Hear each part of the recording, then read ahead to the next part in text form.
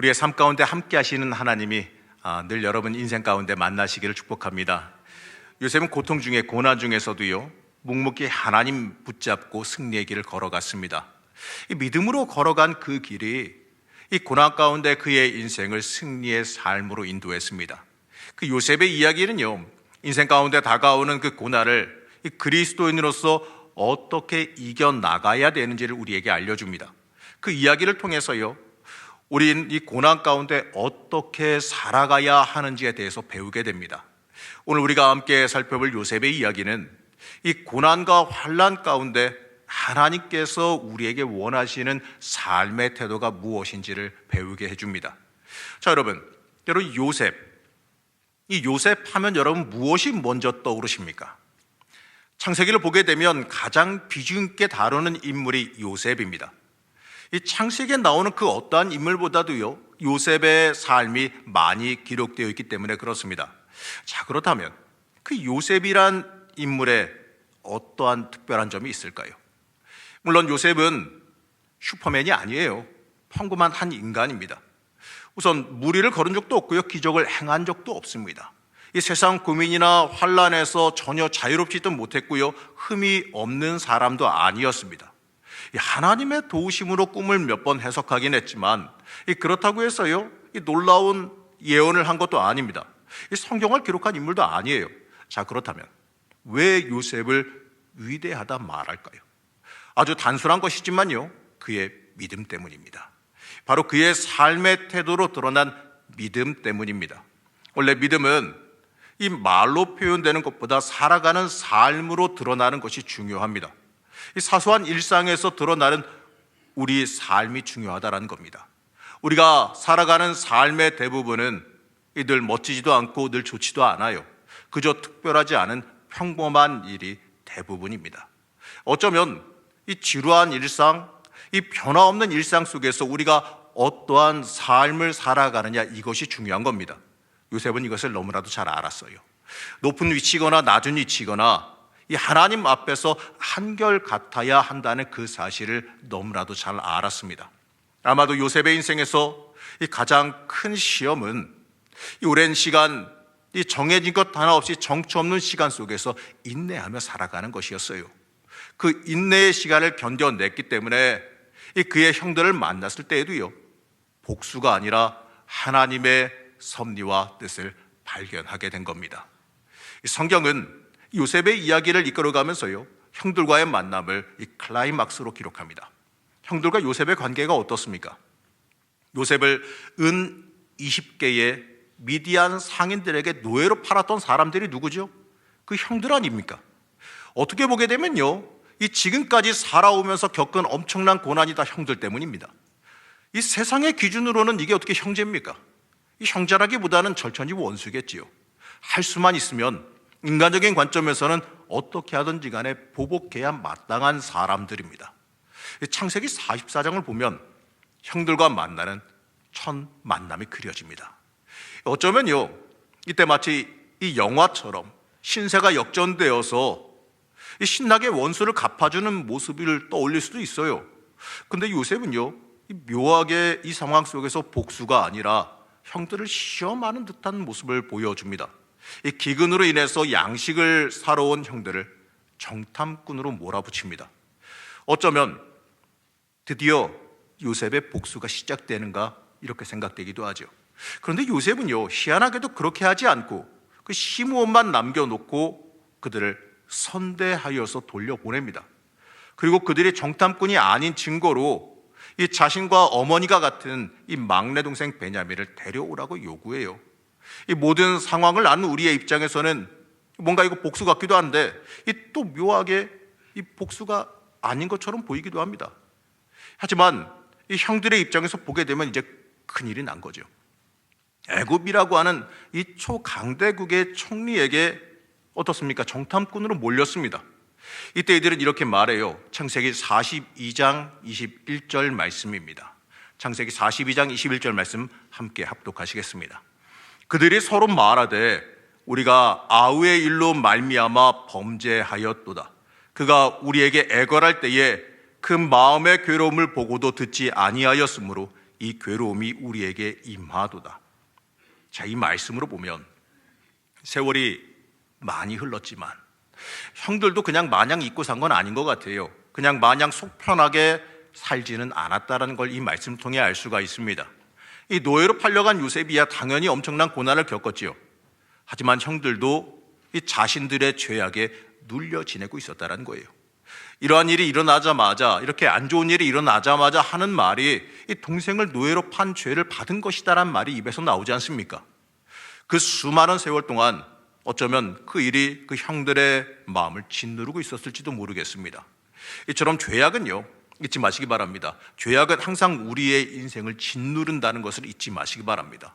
그렇기 때문에 우리는요, 이 죄악에서 벗어나기 위해서 늘 깨어 기도하고 노력해야 되는 겁니다. 이제 어찌되었든지 간에 이 어쩔 수 없이 형들은요, 이 시모만 남겨놓고 다시 집으로 돌아갑니다. 하지만 시간이 지나자 어떻습니까? 사간 양식이 다 떨어져 갑니다. 이 기근은 더 이상 끝날 기미가 보이질 않아요. 이제 어쩔 수 없이 애굽의 총리 대신 요청대로 동생 베냐민을 데리고 요셉 앞으로 다시 옵니다. 형들을 다시 만난 요셉은요, 형들을 잘 대접하고 오해를 풀고 그들을 선대해서 보내는 것처럼 보이죠. 하지만 여러분도 알고 있다시피 이 베냐민 양식 자루에 자신의 은잔을 숨겨놓고 그것을 갖다가 그들이 훔쳐갔다란 이유로 이 죄인으로 몰아세워 그들을 잡아옵니다. 어떻게 보게 되면 영화의 한 장면 같듯이 생각해 보게 되면, 야, 이제 드디어 복수가 시작되는 거라 이렇게 생각될 수도 있겠어요. 베냐민을 아니면 또 자기의 혈육인 같은 배에서 나온 그 베냐민을 좀 옆에 두고 싶어서 그런 건지도 모르겠습니다. 이때 요셉 앞에서요, 유다가 나와서 말합니다. 창세기 44장 16절 말씀입니다. 창세기 44장 16절 말씀 우리 천천히 같이 한 목소리로 합독하시겠습니다. 유다가 말하되 우리가 내 주께 무슨 말을 하오리이까? 무슨 설명을 하오리이까? 우리가 어떻게 우리의 정직함을 나타내리이까? 하나님의 종들의 죄악을 찾아내셨으니 우리와 이 잔이 발견된 자가 다 내 주의 노예가 되겠나이다. 자, 우리가 보게 되면 그냥 그러려니 하고 볼 수도 있겠지만 요셉의 입장, 또 성경에 기록된 유다의 과거 행적에 비추어 보게 되면 유다의 입에서 이런 고백이 나왔다라고 하는 것은요, 굉장히 깜짝 놀랄 만큼의 특별한 고백입니다. 어쩌면요, 이 유다가 이렇게 회개하는 이러한 고백이 요셉이 듣고 싶었던 말이었을지도 모르겠습니다. 유다는 요셉이 찾아왔을 때, 형들을 찾아왔을 때 가장 먼저 요셉을 죽이자고 했던 사람입니다. 그리고 요셉을 심지어 팔아버리자라고 했던 사람이에요. 그런 그가 이 형제들을 위해서 대변하고 이 자신이나 다른 사람에게 책임을 떠넘기지도 않습니다. 유다는 확실하게 그들 모두에게 잘못이 있다라고 고백합니다. 유다는 이 고백에서도요, 20년도 더 전에 요셉을 팔아버렸던 그 죄악을 고백합니다. 하나님이 죄를 들춰내셨으니, 이렇게 고백하죠. 바로 자신의 죄, 동생을 팔아버리자 했던 자신의 죄악을 기억해낸 겁니다. 바로 유다의 발언입니다. 유다는 이 자신의 죄악에 대해서 하나님께 회개합니다. 그러자 요셉은 다시 말해요.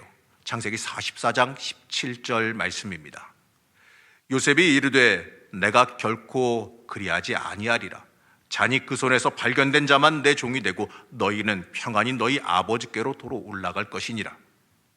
이 과거 같았으면, 과거의 유다였다면, 잘못한 사람이 죄를 받으면 되지, 잘못한 사람이 대가를 치르면 되지, 나는 상관없어, 이러고 돌아갔을 사람이에요. 내가 아니니까 아무 상관없다는 듯이 돌아갔을 만한 사람입니다. 하지만 세월이 흐른 지금 상황에서 유다는 이렇게 답변합니다. 제가 각색해 보면 이렇습니다. 나이 많은 아버지가 노년에 얻은 아들입니다. 그의 형은 죽고 그의 어머니가 남긴 것은 막내 동생뿐입니다. 그가 돌아가지 못하면 아버지께서 충격으로 돌아가실 겁니다. 그러니 제가 대신 죄의 값으로 종이 되겠습니다. 제 동생을 아버지에게 보내주십시오. 이 고백은 어떻습니까? 효자의 고백이고 또 형제를 사랑하는 사람의 고백이지요. 하지만 과거의 행적을 한번 살펴봅시다. 요셉을 갖다가 어떻게 조롱했냐면, 요셉이 올 때, 저 멀리서 올 때 꿈꾸는 자가 오는도다라고 조롱하고 비아냥거렸던 사람입니다. 그게 유다입니다. 심지어 그를 갖다가 그를 죽여서 구덩이에 던지고 악한 짐승이 그를 잡아먹었다라고 말하자, 이렇게까지 말하던 사람이 유다입니다. 요셉을 편애하고 있던 그 아버지에게 복수하기 위해서라도 요셉을 팔아버렸던 사람이 바로 유다입니다. 그러한 그가 이제는요, 아버지의 안위를 걱정해요. 유다가 행한 이 고백은요, 어떻게 보게 되면 이 모든 갈등이 해결되어지는 성경적인 클라이막스입니다. 요셉을 고난으로 몰았던 사람이 이제 자신의 잘못을 고백하고 변화된 모습, 완전히 달라진 모습으로 요셉 앞에 섰습니다. 유다는요, 이 말로만이 아닌 하나님 앞에 진정으로 회개한 모습을 보여줍니다. 이 모습을 보면서요, 요셉은 세월이 지나도 일하시며 해결하시는 하나님의 능력을 만나게 됩니다. 지금까지 이 자신을 지키시며 인도하신 하나님, 이 자신을 지키시고 높이신 하나님께서 자신의 원수를 변화시키셨습니다. 회개시키셨습니다. 이제는 원수가 없어요. 원수가 없어졌습니다. 그 원수가 회개하고 철저히 변화되었으니 이제 복수해야 될 원수는 사라진 겁니다. 물론 유다라고 하는 그 사람 자체는 여전히 있습니다. 요셉을 팔던 유다, 하지만 요셉을 팔던 유다, 아버지를 미워하던 유다, 동생을 미워하던 그 유다는 이제 더 이상 존재하지 않습니다. 회개하고 사라졌습니다. 이제 아버지의 안위를 걱정하고 대신해서, 형제를 대신해서 희생하려고 하는 유다, 이 과거의 죄에 대해서 회개하는 유다가 이제 그 자리에 있습니다. 이 어쩌면 이 유다의 대답이 요셉의 응답일 겁니다. 그가 인내하고 믿음으로 버틴 가장 큰 보상일 겁니다. 여러분, 이 장면은요, 이 고난과 시험 속에서 하나님께 끝까지 온전히 나아감으로 인해서 합격받은 요셉뿐만 아니라 이 자신의 잘못을 회개하고 변화된 모습으로 합격받은 그의 형들, 바로 유다의 모습을 함께 보여줍니다. 인간적으로는요, 이 원수 갚음으로, 이 보복으로 해결하는 건데, 그게 아니라, 인간적으로 원수 갚음으로 보복으로 해결하는 것이 아니라 하나님의 방법으로 모든 것이 회복되어지는 은혜를 경험하게 됩니다. 인간적인 방법으로요, 눈에는 눈, 이에는 이, 복수에는 복수, 이렇게 하게 되면요, 결론적으로는 어떻게 되는 줄 아십니까? 다 죽습니다. 다 죽게 돼요. 그렇지 않습니까? 그러나 성경적인 해결 방법은 모든 것이 회개하고 합력하여 선하게 이루어지는 이러한 회복의 은혜가 있습니다. 우리는 고난의 자리, 이 정말 힘겨운 아픔의 자리에서 견디며 끝까지 하나님 붙잡고 인생을 살아가다 보면 문제가 해결되어지고 갈등이 해결되어지는 하나님께서 주시는 놀라운 은혜를 경험하게 됩니다. 내 삶 속에서요, 하나님께서 살아 역사하시고 응답하심을 여러분들은 체험하게 되어 있습니다. 이제 유다의 이런 고백 뒤에 정말 놀라운 응답과 회복의 절정을 만나게 됩니다. 이제 요셉은요, 그 당시에 그 누구도 생각하지 못한 놀라운 고백을 하게 됩니다. 창세기 45장 4절 말씀인데요, 창세기 45장 4절 말씀을 우리가 같이 천천히 함께 합독하시겠습니다. 요셉이 형들에게 이르되 내게로 가까이 오소서. 그들이 가까이 가니 이르되 나는 당신들의 아우 요셉이니 당신들이 애굽의 판자라. 이 말씀을 읽어가고 있는 우리는 당연히 이 결론과 모든 걸 다 알고 있으니까 알고 있는 사실이죠. 그러나 입장 바꿔 한번 생각해 봅시다. 요셉을 대면하고 있는 그 형들에게 이 이야기는요, 정말 놀라운 이야기입니다. 지금까지는 통역을 통해 대화를 나눴습니다. 너무나도 무섭고 너무나도 강한 나라의 총리 대신 왕 다음 가는 사람 앞에서 얼마나 쩔쩔매고 있었습니까?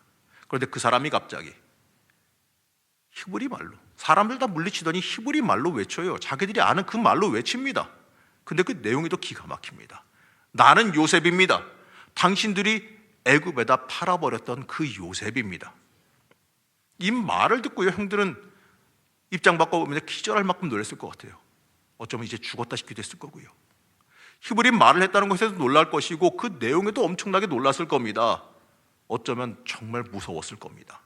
이 도단 근처 들판에서 있었던 그 일, 동생을 팔아버렸던 그 일은요, 진짜 요셉과 자신들밖에, 그 외에는 아무도 모르는 일이기 때문에 그렇습니다. 이 가뜩이나 지금 일어난 모든 일이 이 동생을 노예로 팔았던 그 일로 인해서 벌 받는 거다 생각하고 있었는데, 이 요셉의 외침은 어떻겠습니까? 여러분 입장 한번 바꿔보십시오. 진짜 무섭지 않았겠습니까? 그 형들의 입장에서는요, 공포 그 자체였을 겁니다. 공포에 질린 그들에게 요셉은 말합니다. 내게로 가까이 오소서. 그리고 이어서 요셉은 말해요. 창세기 45장 5절에서 8절 말씀인데요, 조금 길지만 우리 다 같이 천천히 한 목소리로 합독하시겠습니다. 창세기 45장 5절부터 읽겠습니다. 당신들이 나를 이곳에 팔았다고 해서 근심하지 마소서, 한탄하지 마소서. 하나님이 생명을 구원하시려고 나를 당신들보다 먼저 보내셨나이다. 이 땅에 2년 동안 흉년이 들었으나 아직 5년은 밭갈이도 못하고 추수도 못할지라. 하나님이 큰 구원으로 당신들의 생명을 보존하고 당신들의 후손을 세상에 두시려고 나를 당신들보다 먼저 보내셨나니, 그런즉 나를 이리로 보낸 이는 당신들이 아니요 하나님이시라. 하나님이 나를 바로에게 아버지로 삼으시고 그 온 집의 주로 삼으시며 애굽 온 땅의 통치자로 삼으셨나이다. 아멘. 여러분, 이 얼마나 놀라운 고백입니까? 인간적으로 말하면 이 대부분의 사람들은 자신에게 심한 잘못을 한 사람을 만나면 그들에게 복수하기를 꿈꾸기 마련입니다. 그러나 요셉은 그렇게 할 수 있는 상황, 그렇게 할 수 있는 여건, 모든 게 주어졌음에도 불구하고 그렇게 하지 않았습니다. 요셉은요, 하나님의 사람이었습니다. 바로 이것이 그가 위대한 인물이 된 이유입니다. 당신들이 나를 이곳에 판 것으로 인해서 근심하지 마십시오. 나를 여기로 보낸 이는 당신들이 아니라 하나님이십니다. 하나님이 당신들의 생명을 보존하기 위해 나를 앞서 보내셨습니다. 아니, 어떻게 이렇게 말할 수 있을까요? 여러분, 요셉이 어떤 고생을 했습니까? 얼마나 형들로 인해서 험난한 세월을 살아왔겠습니까? 노예로 팔려가면서 엄청난 고난을 당했을 거고요, 억울하게 감옥에서 정처 없이 수많은 세월을 보냈을 겁니다. 오히려 하나님께서 내 발 아래 원수를 두사 내 고생을 보답하셨도다, 이렇게 감사하면서 복수할 수도 있는 일 아니었겠습니까? 어쩌면요, 세상적으로는 이러한 복수하는 게 당연한 일일지도 모르겠습니다. 하지만 요셉은요, 지금 형들을 바라보는 시각, 요셉이 형들을 바라보는 시각은 자신의 관점이 아니라 하나님의 섭리의 관점으로 그들을 바라보고 은혜의 관점으로 그들을 바라보고 있습니다. 요셉의 시각이, 요셉의 눈이 하나님 중심으로 변화했기 때문에 그렇습니다. 하나님이 나를 보내셨습니다. 여러분, 우리는 이 고백에 주목해야 됩니다. 요셉은 이 시각으로 정말 엄청난 고난을 견뎌왔어요. 지금까지 이 높은 자리에 올라오기 전까지 엄청난 고난을 견뎌왔어요. 이제 이야기를 건너뛰겠습니다. 한참의 세월이 지난 후에 이 부친인 야곱이 사망하자 요셉의 형들은 다시 한번 두려움에 빠졌습니다. 형들은요, 잘 지내고 있었지만 그래도 요셉이 무서웠어요. 혹시나 요셉이 보복할까 두려웠습니다. 창세기 50장 15절 말씀 함께 보시겠습니다. 창세기 50장 15절 말씀 우리 천천히 함께 합독하시겠습니다. 요셉의 형제들이 그들의 아버지가 죽었음을 보고 말하되, 요셉이 혹시 우리를 미워하여 우리가 그에게 행한 모든 악을 다 갚지나 아니할까 하고. 저는 이 형들의 입장에 사실 이해가 좀 가기는 합니다. 요셉이 아버지를 위해서 이 자신들에게 복수할 것을 혹여나 미루고 있지는 않았나, 이렇게 겁이 난 겁니다. 그래서 아버지가 용서하라 하셨다라고 하는 그 말을 전하면서 다시 한번 요셉에게 용서를 구합니다. 여전히 이집트의 최고 권력자인 요셉이 마음만 먹으면 자신들이 위험해질 것을 너무나도 잘 알았기 때문이지요. 요셉은 이때 다시 한번 하나님께서 행하신 것에 자신은 순종했다라고 고백합니다. 요셉은 그의 형들에게 이렇게 말합니다. 창세기 50장 20절 말씀입니다. 창세기 50장 20절 말씀 같이 천천히 합독하시겠습니다. 당신들은 나를 해하려고 하였으나 하나님은 그것을 선으로 바꾸사 오늘과 같이 많은 백성의 생명을 구원하게 하시려 하셨나니. 요셉은 이 형들을 만나는 장면에서, 특히 유다가 회개하는 그 장면에서 하나님께서 왜 자신을 애굽으로 보내셨는지, 왜 이런 고난의 세월을 지나게 하셨는지 알게 되었어요. 하나님께서 자신을 이끌어 오신 그 이유가 이 자신의 집안을 살리기 위해서, 하나님의 큰 뜻을 이루기 위해서 미리 보내셨고 자기를 들어 사용하셨음을 깨닫게 되었습니다. 요셉을 이집트로 보낸 건요, 형들이 아니라 하나님이에요. 하나님께서 모든 것을 계획하셨습니다. 요셉은 바로 이것을 하나님의 응답이다라고 고백했습니다. 여러분이 이 말씀을 통해서요, 하나님의 섭리의 한 부분을 깨닫게 됩니다. 하나님께서 우리의 인생을 어떻게 인도하실지 사실 우리는 알지 못합니다. 요셉은 이 자신의 고난이 어떻게 쓰임받을지 몰랐습니다. 하지만 그 고난 가운데 하나님을 믿음으로 온전하게 붙잡았습니다. 그저 하루하루의 그 삶 속에서 하나님만 붙잡고 살아갔습니다. 한번 생각해 보십시오. 얼마나 하루하루의 삶이 힘들고 어려웠겠습니까? 미래가 보이지 않는 그 고난 속에 있으니 얼마나 어려웠겠습니까? 하지만 요셉은요, 그 하루하루 그 삶 속에서 하나님 붙잡고 묵묵히 충성하며 믿음으로 살아나갔습니다. 그러자 하나님께서 그 인생의 그 길을 책임지시고 붙잡아 주셨습니다. 요셉은요, 그 자체로 만족한 겁니다. 하나님께서 이끌어 가시고 함께하는 것, 바로 거기에 만족한 겁니다. 그리고 그 인도하심에 순종하며 살아간 겁니다. 어려움과 정처 없는 그 기다림 속에서요, 그는 묵묵히 순종했습니다. 하나님께서 인도하시는 길이 인생 가운데 가장 옳은 길이었기 때문에 그렇습니다.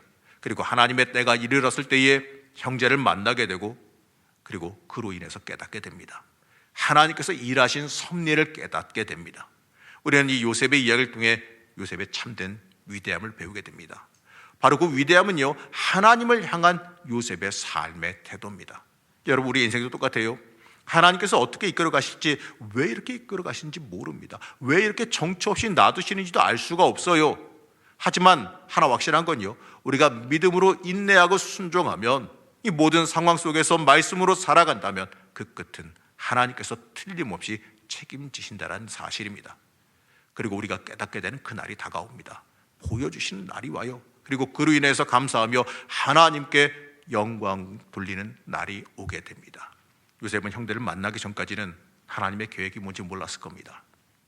하나님께서 자신을 왜 애굽으로 보내서, 왜 이집트로 보내서 그 고생을 하게 하시고 또 이렇게 애굽의 총리 대신으로 올려 세우셨는지 깨닫지 못했을 겁니다. 그러나 기근이 와서 식량을 사러 온 형들을 만났을 때, 그때 요셉은 깨달았을 겁니다. 하나님께서 나를 미리 보내신 거구나. 하나님께서 우리 가족을 살리시려고, 하나님께서 우리 가족을 이곳에 이주시키게 만들어서 이곳에서 하나님의 민족을 이루게 하시려고 하나님께서 나를 들어 쓰시고 나를 통해서 미리 예비하시고 일하고 계셨구나. 이것을 그 순간 깨닫게 된 겁니다. 맞습니다, 여러분. 하나님의 인도하심을 우리가 알 수가 없습니다.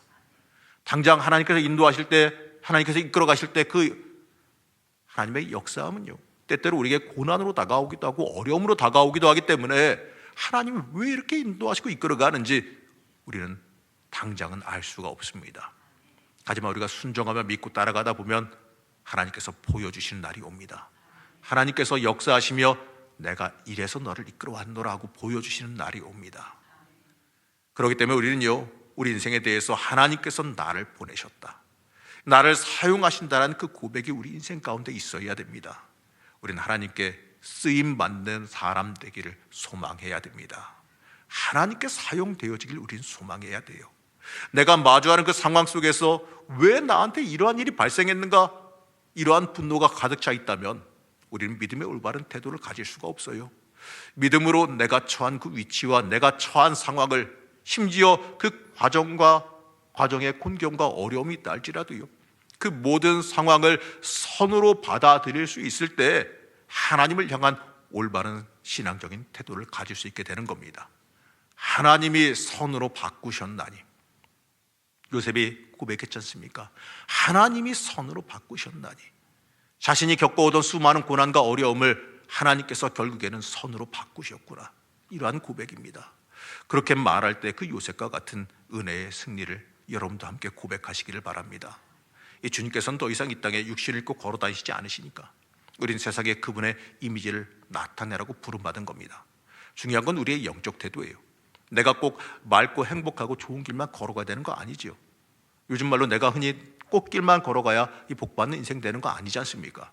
하나님께 사용되어지는 인생, 하나님이 인도하시는 그 길을 하나님과 함께 동행하며 걸어가는 인생이 이 복받은 인생입니다. 내 마음이, 내 심령이 하나님을 향해 올바로 서 있다면 나에게 주어지는 환경과는 상관없이 내 인생은 틀림없이 복된 인생이 될 겁니다. 이것이 요셉이 그의 인생에서 흑암의 깊은 골짜기에서 살았던 삶의 모습이에요. 이 모습이 우리의 상황이 어떠하든지 간에 우리의 삶을 탁월한 삶으로 변하게 만들 수 있는 영적인 비결입니다. 이 진흙탕을 빠져나올 수 있는 유일한 길은요, 하나님의 길 하나뿐입니다. 이 쓴뿌리에 대한 유일한 해결책은 하나님의 은혜밖에 없습니다. 매일매일 지루해 보이고 힘든 일상 중에서 행복을 발견하는 유일한 길은요, 믿음으로 행하며 살아가는 거예요. 요셉은 우리에게 보여줍니다. 믿음으로 가득 찬 삶은 이 주위의 모든 것을 바라보는 시각이 전적으로 달라지게 만들어줍니다. 내 삶 속에서 역사하시는 하나님의 놀라운 섭리와 은혜가 있다는 것을 여러분 잊지 말고 기억하시기 바랍니다. 그리고 그 하나님께 맡기고 하루하루의 삶을 매일매일 전진하며 살아가시기 바랍니다. 오늘의 말씀의 제목은 요셉의 고백인 나는 요셉입니다로 잡았습니다. 요셉이 형들 앞에서 외친 이 고백에 정말 많은 것들이 들어있습니다. 그저 자신의 이름을 외친 게 아니에요. 이 지나온 모든 세월에 대한 고백입니다. 인고의 세월을 보낸 이 결론적인 고백입니다. 이 형들에 대한 용서의 고백이자 하나님의 섭리를 발견하고 그 섭리 앞에 순종하는 고백, 하나님의 이끄심에 탐복하며 엎드리는 고백입니다. 여러분, 우리의 인생에도 이러한 고백이 있어야 됩니다. 하나님 앞에 철저히 낮아지는 고백, 하나님의 섭리를, 하나님의 이끌어 가심을 철저히 고백하는 고백이 있어야 됩니다. 사랑하는 성도 여러분, 여러분의 인생에도 요셉이 형들 앞에서 나는 요셉입니다라고 외쳤듯이 나는 하나님께서 지키시고 인도하시고 하나님의 계획을 위해 사용되어진 누구누구입니다 이렇게 외칠 날이 올 것을 믿으시길 바랍니다. 여러분, 잊지 마십시오. 하나님은 여러분들 들어 쓰십니다. 하나님께서 지금도 여러분을 사용하시길 원하시고 여러분들 들어 쓰시기 위해서 일하고 역사하고 계십니다. 여러분, 하나님의 섭리 위에 올라서 있음을 잊지 마시기 바랍니다. 우리의 인생에도요, 하나님의 응답, 하나님께서 이끌어 오신 그 세월에 대한 응답이 틀림없이 있을 줄로 믿습니다. 하루하루 매 순간순간마다 하나님의 이끄심 앞에 순종하며 나를 내려놓고 하나님의 이끄심 붙잡고 살아가는 주의 자녀들 되시기를 시간 간절히 축복합니다.